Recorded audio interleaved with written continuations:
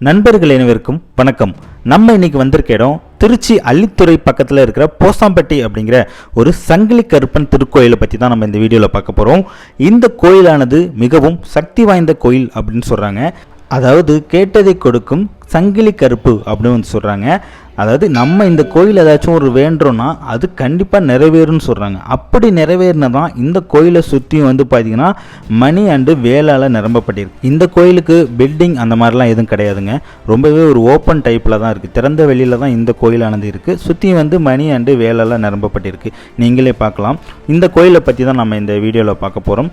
நான் இங்கே வந்ததுக்கான காரணம் என்னன்னு கேட்டிங்கன்னா, நம்மளுடைய நண்பர் ஒருத்தர் இன்வைட் பண்ணியிருந்தார். எதுக்குன்னா கெடா வெட்டு அப்படின்ட்டு.